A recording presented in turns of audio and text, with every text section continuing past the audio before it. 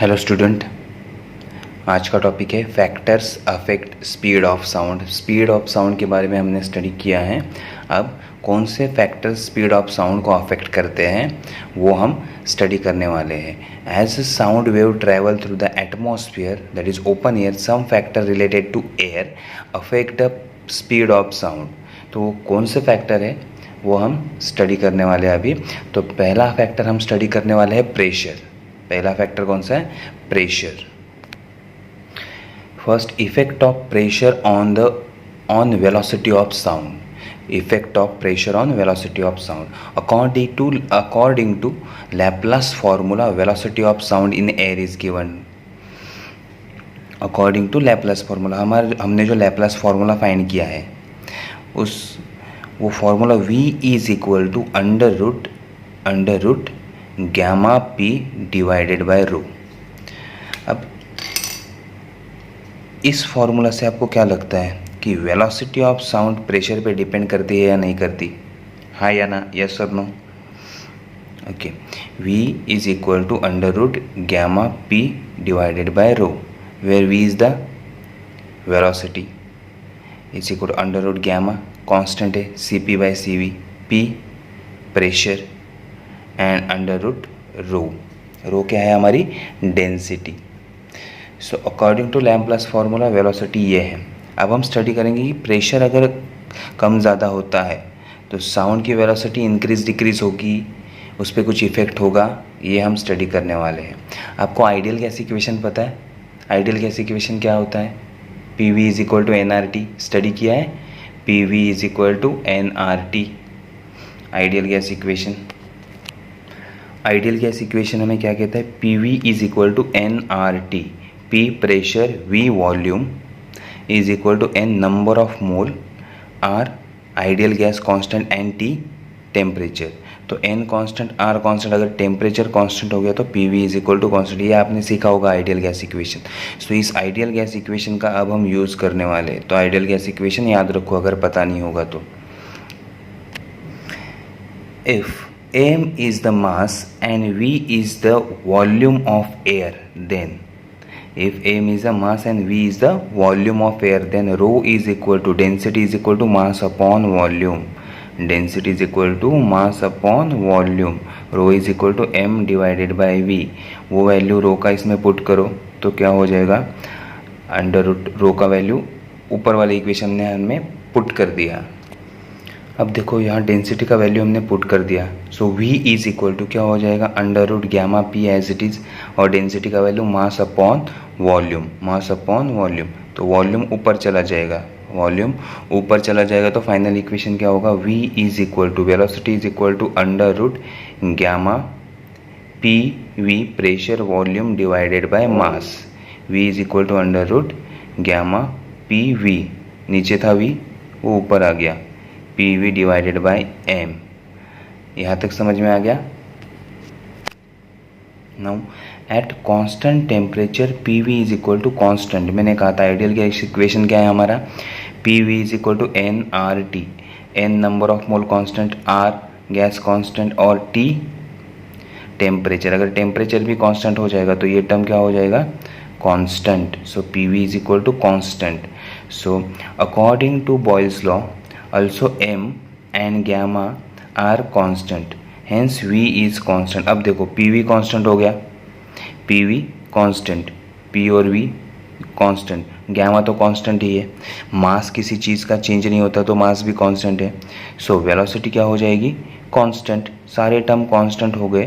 Eight constant temperature pv is equal to constant, तो सारे according to Boyle's law हमें यही कहता है। Okay, and m and gamma are constant, therefore velocity is equal to constant। Means अगर pressure change होता है या वॉल्यूम चेंज होता है या मास चेंज होता है तो वेलोसिटी कांस्टेंट रहती है। तो वेलोसिटी प्रेशर पे डिपेंड नहीं रहती है, वेलोसिटी प्रेशर पे डिपेंड नहीं रहती है क्योंकि v इज इक्वल टू क्या आ गया हमारा? Constant. Therefore, at constant temperature, a change in a pressure has no effect on velocity। ये याद रखना है। हाँ, eight constant temperature, constant temperature पे अगर प्रेशर चेंज होता है तो वेलोसिटी में कोई भी इफेक्ट नहीं होता जब तक टेम्परेचर कांस्टेंट है। टेम्परेचर को हमने 27 डिग्री कांस्टेंट रख दिया और हम प्रेशर चेंज करते गए तो वेलोसिटी पे कोई चेंज नहीं होगा। तो ये इंपॉर्टेंट कंडीशन है। At constant temperature a change in a pressure has no effect on velocity of sound in air. There can be seen another way for gaseous medium. For gaseous medium मैंने जो ideal gas equation कहा था PV is equal to nRT where n is the number of mole. तो velocity क्या हो जाएगा, V is equal to under root gamma nRT divided by m। अगर n का वैल्यू 1 होगा, 1 मोल, तो ये RT हो जाएगा। Okay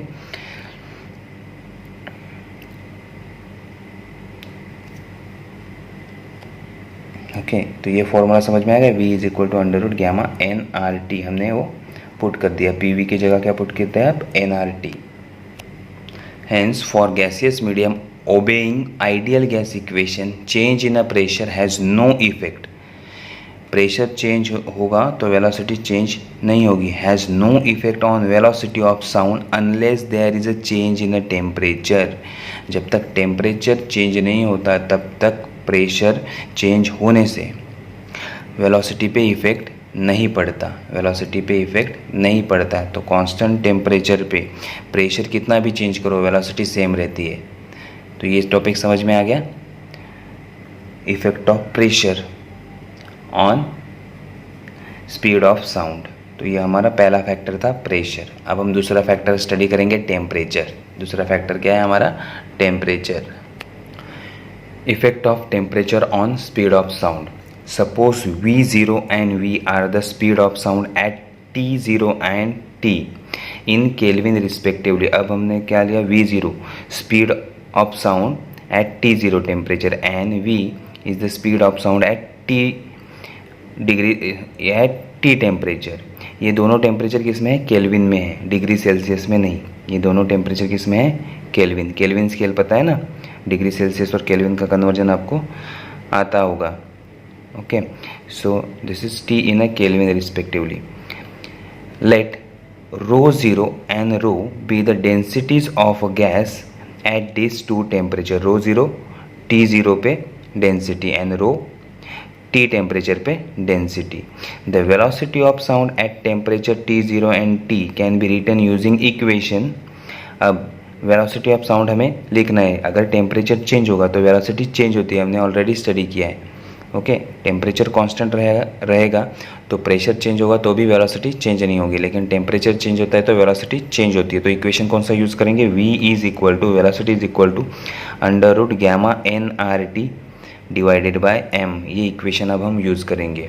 V is equal to under root gamma nRT divided by m। पिछले टॉपिक में हमने यही डेरिवेशन या V का वैल्यू हमने फाइंड आउट किया था, तो वो वैल्यू हम यूज़ करने वाले हैं यहाँ। So V0 is equal to under root gamma RT0 divided by m। m is the molar mass and n is equal to 0। n is equal to 1। n का वैल्यू हमने क्या लिया है, 1 लिया है। देयरफॉर हमारा इक्वेशन क्या होगा, V0 is equal to under root gamma RT0 divided by m where m is the molar mass. Okay ये हो गया टेम्परेचर T0 के लिए फॉर्मूला। सिमिलरली टेम्परेचर T के लिए फॉर्मूला क्या होगा, V is equal to under root gamma RT divided by capital M। Okay ये हो गया। अब डिवाइड करो दोनों को अगर डिवाइड करेंगे तो अब हमारे पास आंसर क्या आएगा, V divided by V0। V divided by V0 is equal to under root RT divided by RT0। Common term cancel हो गए। कॉमन टर्म हमने क्या कर दिए, मोलर मास दोनों का सेम होगा तो कैंसिल हो गया, गैमा भी कांस्टेंट हो गया, R भी कांस्टेंट है वो भी कैंसिल हो जाएगा। तो बचेगा क्या, सारे कांस्टेंट टर्म हमने अगर कैंसिल कर दिए so V upon V0 is equal to under root T divided by T0। T divided by T0 ये क्या इंडिकेट कर रहा है, velocity is directly proportional to root of temperature। Velocity is directly proportional to root of temperature. यहाँ से भी हमें समझ में आ गया velocity gamma constant, R constant, M constant, so velocity is directly proportional to root of temperature. अगर temperature increase होता है तो वेलोसिटी भी क्या होगी, इंक्रीज होगी। ओके, ये इक्वेशन समझ में आ गया। v/v0 is equal to under root T divided by t0। This equation shows that speed of sound in air is directly proportional to square root of absolute temperature. V is directly proportional to under root T, means speed of sound in air increase with increase in a temperature. अगर temperature increase होगा तो speed of sound भी increase होगा। speed of sound भी क्या होगा, increase होगा। The speed of sound in air increase with the increase in a temperature.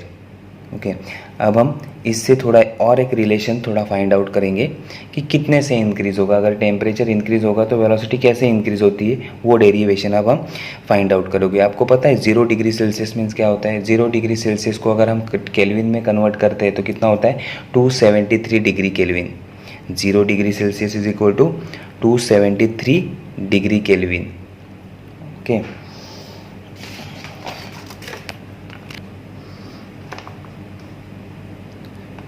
0 degree celsius means कितना होगा, 273 डिग्री सेल्सियस। कैसे फाइंड करते हैं, जो भी टेम्परेचर हमारा डिग्री सेल्सियस में है उसमें कितना ऐड करते हैं हम, 273।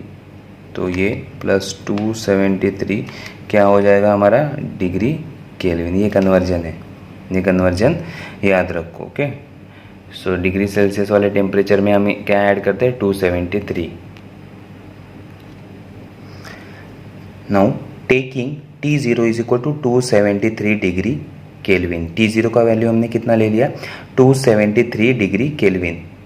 Okay, and writing T is equal to 273 plus T degree kelvin means किसी टेम्परेचर T में 273 डिग्री ऐड करने से हमें T जो टेम्परेचर मिल रहा है वो क्या है, केल्विन में मिल रहा है। Okay, where T is the temperature in degree celsius. T क्या है, टेम्परेचर इन डिग्री सेल्सियस। उस पर 273 ऐड करेंगे तो हमें क्या मिलेगा, केल्विन में आंसर मिलेगा।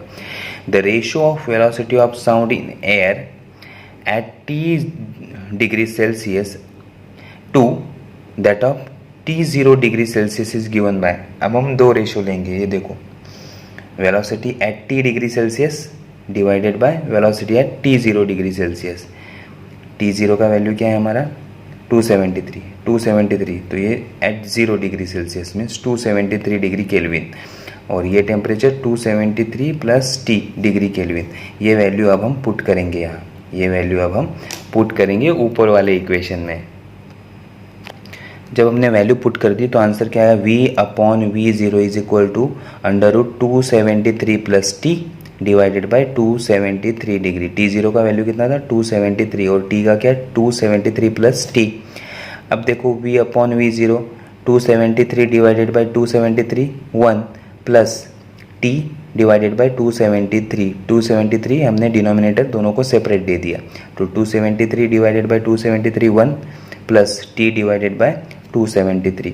अब 1/273 को हमने अल्फ़ा ले लिया क्योंकि कैलकुलेशन करना इजी हो जाएगा। So V divided by V0 is equal to 1 plus alpha T. 1 plus alpha T अगर हम स्क्वायर रूट साइन निकाल दें और पावर के टर्म में लिखे तो V is equal to V0 1 plus alpha T divided by half. Square root means कितना होता है, raise to half. So V is equal to V0 1 plus alpha T raise to half.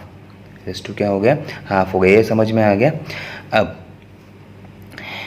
इसके लिए हम बाइनोमियल थ्योरम यूज़ करते हैं। एक formula है मैथ्स में बाइनोमियल थ्योरम, उसका हम यूज़ करते हैं। अगर बाइनोमियल एक्सपेंशन करें तो उसका जो आंसर आता है, पहला कुछ आंसर आएगा 1-2 टर्म, बाकी सारे टर्म जो होते हैं वो सारे टर्म स्क्वायर क्यूब के टर्म में आते हैं। सारे टर्म क्या आते हैं, स्क्वायर क्यूब के टर्म में आते हैं।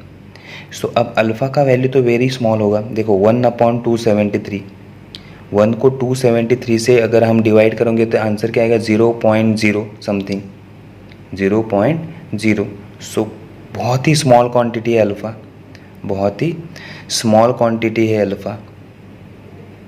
ओके 0.00 ऐसा कुछ आंसर आएगा इसका, तब जाके ये सॉल्व होगा। तो अल्फ़ा का वैल्यू बहुत ही स्मॉल है, 0.00 में आ रहा है, 0.00 में। अब ऐसी क्वांटिटी को अगर हम सॉल्व करेंगे बाइनोमियल थ्योरम से, तो बाइनोमियल थ्योरम से हायर टर्म स्क्वायर में जाते हैं या क्यूब में जाते हैं, तो वो टर्म क्या हो जाएंगे, कैंसिल हो जाएंगे, क्योंकि अल्फ़ा का वैल्यू स्मॉल है। अगर उसको हम और स्क्वायर करेंगे तो और स्मॉल हो जाएगा वैल्यू। देखो अगर अल्फ़ा को हम सॉल्व करेंगे तो क्या आएगा, 0.0, इसको हम डिवाइड करेंगे तो क्या आएगा, 0.0 देन 0 0 0, तब हम डिवाइड करेंगे तो कुछ आंसर आएगा 3 टाइम्स। तो ये बहुत ही स्मॉल क्वांटिटी है, एक एज्यूम कर लेते हैं ऐसा आंसर आता है। अगर अल्फ़ा का हम स्क्वायर करेंगे तो क्या होगा, 0.003 स्क्वायर, तो ये क्या हो जाएगा, 0.00009। ये तो और स्मॉल क्वांटिटी हो गई। अगर अल्फ़ा का क्यूब करोगे तो और स्मॉल क्वांटिटी होती जाएगी। ओके, अगर स्क्वायर करोगे तो इतना आएगा क्वांटिटी, अगर क्यूब करोगे तो हायर टर्म तो और छोटे होते जाएंगे, हायर टर्म और छोटे होते जाएंगे। तो जब हम इसको सॉल्व करते हैं, ओके, जब हम इस क्वांटिटी को सॉल्व करते हैं, that is 1 plus alpha T square, sorry 1/2, अगर इसको हम सॉल्व करते हैं तो हमारे टर्म क्या आते हैं, 1 plus half alpha T plus आगे वाले टर्म कुछ आएंगे स्क्वायर के टर्म में, स्क्वायर टी, ओके, देन आएगा क्यूब, ऐसे सारे टर्म आते हैं। तो ये टर्म हम क्या करते हैं, निगलेक्ट कर देते हैं, निगलेक्ट, ये टर्म हम निगलेक्ट कर देते हैं। सिर्फ ये 2 टर्म ही हमारे लिए इम्पॉर्टेंट होते हैं। तो जब हम फॉर्मूला यूज़ करते हैं बाइनोमियल थ्योरम का, तो पहले 2 टर्म लेते हैं, बाकी सारे हायर टर्म हम क्या करते हैं, निगलेक्ट कर देते हैं। Now v is equal to v0 1 plus alpha t raised to half. As alpha is the very small, we can write using binomial theorem. Alpha क्या है, बहुत ही छोटा है, तो हम क्या लिखेंगे, v is equal to v0 1 plus half alpha T, और हायर ऑर्डर वाले सारे टर्म हम क्या कर देंगे, कैंसिल कर देंगे, हायर ऑर्डर वाले सारे टर्म हम निगलेक्ट कर देंगे। सो ये हो गया हमारा फॉर्मूला। अब हम अल्फ़ा का वैल्यू पुट करेंगे। अल्फ़ा का वैल्यू क्या है, 1/273। अब हमने अल्फ़ा का वैल्यू पुट कर दिया, अल्फ़ा का value 1/273। So 1 plus 1 divided by 2 into 1 divided by 273 into T. अगर इसको सॉल्व करेंगे तो 1 plus T divided by 546, multiply किया 2 से, 546। Okay, so v is equal to v0 in bracket 1 plus T divided by 546। ये आ गया। अब v0 से मल्टीप्लाई कर दो अंदर ब्रैकेटेड टर्म को। अब ब्रैकेट वाले टर्म को मल्टीप्लाई कर दिया, so v0 into 1 v0, so v is equal to v0 plus v0t divided by 546। v is equal to v0 plus v0 divided by 546 into T. अब हमें पता है at absolute zero temperature and at NTP velocity of sound क्या होती है, at NTP 332 Laplace वाला formula, उससे हमने फाइंड की थी velocity. So but v0 is equal to 332 metre per second at 0 degree celsius, at 0 degree celsius या 273 degree kelvin पे। तो ये हमारा 273 डिग्री केल्विन पे क्या है, वेलोसिटी है। तो 0 डिग्री सेल्सियस पे वेलोसिटी क्या होती है, 332, तो वो हम वैल्यू हम पुट करेंगे।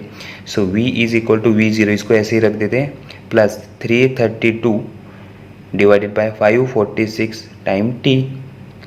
तो ये हमारा आंसर आ जाएगा v is equal to v0 plus 0.61 into t।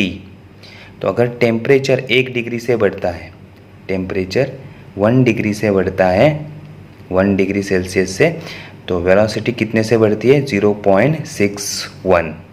ये समझ में आ रहा है मैं क्या बोल रहा हूँ। अब देखो हमारा इक्वेशन क्या है, v is equal to v0 plus 0.61 into T. v0 का वैल्यू क्या था हमारा, 332 मीटर पर सेकेंड, और v is equal to, v0 means 332 plus, अगर t का वैल्यू 0.61, अगर t का वैल्यू 0 है तो ये 0 हो जाएगा। t का वैल्यू क्या है, 0, तो एट 0 डिग्री सेल्सियस 0 इंटू 0.61 क्या होगा, V is equal to 332 at 0 degree celsius. Now T is equal to 1 degree celsius. अब T का वैल्यू कितना है, 1 डिग्री सेल्सियस। तो यहाँ पुट करो, क्या होगा, V is equal to 332 plus 0.61 into 1, तो ये वैल्यू कितने से बढ़ेगी, V इज इक्वल टू 332.61, इतने से वैल्यू बढ़ गई। अब T is equal to 2 degree celsius, T is equal to 2 degree celsius पे हमारा फॉर्मूला क्या होगा, V is equal to 332 plus 0.61 into 2, तो ये V इज इक्वल टू क्या हो जाएगा, 333 पॉइंट, यह हमारा 32। तो अब देखो, जैसे जैसे 1 डिग्री बढ़ता है 61, 2 डिग्री बढ़ता है उससे डबल, 3 डिग्री बनेगा तो 3 टाइम्स 061, ये होगा 2 टाइम 061, 3 डिग्री सेल्सियस होगा तो 3 टाइम 061। तो इन टर्म्स ऑफ 061 के टर्म्स में क्या होगा, हमारी वेलोसिटी इंक्रीज हो रही है, हमारी वेलोसिटी क्या हो रही है, इंक्रीज हो रही है। That is for 1 degree celsius rise in a temperature velocity increase by 0.61 metre per second.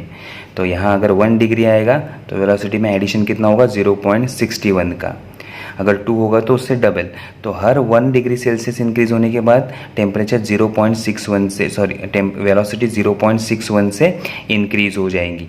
Hence for the small variation in temperature less than 50 degree celsius the speed of sound change linearly with temperature. अगर 1 degree change भी होता है तो linear change in temperature हमें दिखाई देता है। अगर 1 डिग्री चेंज होगा तो 0.61 का चेंज होता जाता है। ओके, तो ये समझ में आ गया। तो अगर टेम्परेचर चेंज होता है तो वेलोसिटी चेंज होती है, ये समझ में आ गया। अब थर्ड फैक्टर हम स्टडी करेंगे, humidity. Now effect of humidity on speed of sound. Humidity means moisture in air. So humidity in air or moisture in air depend upon the presence of water vapor in it. तो air में कितने water vapour present होती है उसके ऊपर humidity. अगर ज़्यादा water vapour है तो ह्यूमिडिटी ज़्यादा। ओके, हमारे यहाँ का जो एयर है उसमें ह्यूमिडिटी ज़्यादा रहती है क्योंकि हम समुंदर के नज़दीक रहते, तो यहाँ ह्यूमिडिटी ज़्यादा रहती है। ओके, सो ह्यूमिडिटी और मॉइस्चर एयर, तो इसका इफेक्ट क्या होता है स्पीड ऑफ साउंड में। अगर ह्यूमिडिटी ज़्यादा मॉइस्चर होगा एयर में तो वेलोसिटी ऑफ साउंड पे क्या इफेक्ट होगा वो हम स्टडी करने वाले हैं। Humidity in air depend upon the presence of water vapour in it. Let rho M density M and density D, that is can be density of moist and dry air. तो ये density of moist air है और ये density of dry air है, इसलिए suffix क्या दिया है, M and D. So let rho M and rho D is the density of moist air and dry air respectively. If V M and V D are the speed of sound in a moist air and dry air. V M क्या है, speed of sound in moist air, and V D speed of sound in dry air. ये समझ में आ गया। अब हम Laplace equation use करेंगे वेलोसिटी के लिए। So velocity Vm, velocity for moist air is equal to under root gamma p divided by rho m, and velocity for dry air is equal to under root gamma p divided by rho d। तो ये दोनों फॉर्मूले समझ में आ गए। अब दोनों को हम वापस डिवाइड करेंगे, दोनों को डिवाइड कर देंगे। So Vm divided by Vd is equal to under root rho D divided by rho M. Okay, अब उल्टा हो गया, देखो वी एम यहाँ तो रो डी ऊपर आ गया और वी डी नीचे तो रो एम आ गया, क्योंकि 1 अपॉन है ना, कैंसिल टर्म तो कांस्टेंट टर्म तो कैंसिल हो जाएंगे, गैमा और पी कांस्टेंट, ये दोनों कैंसिल हो गए। तो 1 upon rho M divided by 1 upon rho D था, तो रो डी ऊपर चल गया, rho D divided by rho M. अब देखो, तो वेलोसिटी ऑफ साउंड किस पे डिपेंड कर रहा है, डेंसिटी पे। अब मुझे बताओ डेंसिटी सबसे ज़्यादा किसकी होगी, मॉइस्ट एयर की डेंसिटी होगी ज़्यादा या फिर ड्राई एयर की। मॉइस्ट एयर मीन्स जिसमें वाटर वेपर होते हैं, और ड्राई एयर में वाटर वेपर नहीं होते, तो किसकी डेंसिटी ज़्यादा होगी? कुछ प्रिडिक्ट कर सकते हो? डेंसिटी किस पे डिपेंड करता है? Number of molecule present. तो याद रखो, moist air is always less denser. Moist air क्या होती है? Less denser. और ड्राई एयर ज़्यादा डेंसर होती है। ड्राई एयर ज़्यादा डेंसर होती है। तो अभी के लिए ये टर्म याद रखो, moist air is less denser. Okay, तो मॉइस्ट एयर का रो एम का वैल्यू छोटा होता है। Moist air is always less denser than dry air. Okay, moist air less denser than dry air. Dry air की density ज़्यादा होती है, मीन्स नाउ ड्राई एयर की वैल्यू ग्रेटर है than moist air. So density of moist air is less than dry air. Moist air की density कितनी होती है? 0.81 kg/m³ at 0 degree celsius. And dry air की डेंसिटी क्या होती है? 1.29 kg/m³ एट 0 डिग्री सेल्सियस। तो ये बड़ा है। तो अगर ये बड़ा होगा, रो डी के वैल्यू बड़ा होगी, तो वेलोसिटी कौन सी इंक्रीज होगी? अब देखो, हमने ये दो फॉर्मूले स्टडी किए थे। V M is equal to √γp divided by rho M.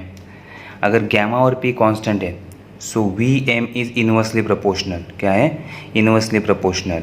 Similarly dry air के लिए भी rho P divided by gamma P divided by rho D √ है। So V D is inversely proportional. Inversely proportional का meaning क्या होता है? अगर रो का वैल्यू इंक्रीज होता है तो वेलोसिटी डिक्रीज होती है। जिसका वैल्यू ग्रेटर उसकी वेलोसिटी लेस, जिसकी वैल्यू कम उसकी वेलोसिटी ज़्यादा। ओके, अब ज़्यादा वैल्यू किसकी है? डेंसर एयर की। So rho D is a greater than rho M. ठीक है, जिसकी वैल्यू ज़्यादा उसकी वेलोसिटी कम, तो वेलोसिटी कम किसकी होगी? ड्राई एयर की। और वेलोसिटी ज़्यादा किसकी होगी? इनवर्सली प्रोपोर्शनल है ना। इनवर्सली प्रोपोर्शनल का मीनिंग क्या होता है? हायर वैल्यू, रो डी का हायर वैल्यू, तो इसका वैल्यू लेस हो जाएगा। जितना इसका वैल्यू बढ़ेगा इसका वैल्यू कम होता रहेगा। जितना बड़ा वैल्यू डिनोमिनेटर में आएगा उतना रेशियो क्या हो जाएगा, उससे आंसर क्या होता जाएगा? छोटा होता जाएगा। अब 1/10 एंड 1/100, 1/100 क्या हो जाएगा? छोटा हो जाएगा। वैसे जिसका वैल्यू ग्रेटर तो उसकी वेलोसिटी कम। तो यहाँ वेलोसिटी कम किसकी होगी? डेंसर एयर में। velocity of sound in dry air less than velocity in a moist air. So velocity is moist air in moist air is greater than velocity in dry air. Thus the speed of sound in a moist air is greater than the speed of sound in a dry air. That is, speed increase with increase in a moistness of air. Okay, तो हमारे यहाँ इस reason में sound की velocity ज़्यादा होती है, क्योंकि हमारे यहाँ की एयर क्या होती है? मॉइस्ट होती है। इसलिए यहाँ स्पीड ऑफ साउंड ग्रेटर होता है compare to dry air. Okay, तो ये तीनों टॉपिक समझ में आ गए। Effect of pressure, effect of temperature and effect of humidity. Effect of pressure, pressure का अगर टेम्परेचर कांस्टेंट है तो प्रेशर का कोई भी साउंड पे इफेक्ट नहीं होता है। वेलोसिटी इंक्रीज या डिक्रीज नहीं होती। अगर टेम्परेचर इंक्रीज होता है तो वेलोसिटी भी इंक्रीज होती है। कितने से? अगर 1 डिग्री का चेंज आए तो 0.61 से वेलोसिटी चेंज होगी। अगर ह्यूमिडिटी इंक्रीज होती है, अगर ह्यूमिडिटी इंक्रीज होती है तो वेलोसिटी भी क्या होगी? इंक्रीज होगी। वेलोसिटी भी क्या होगी? इंक्रीज होगी। तो ये 3 फैक्टर है हमने स्टडी किए। ओके, तो आज का टॉपिक यहीं पे हम फिनिश करते हैं। Thank you.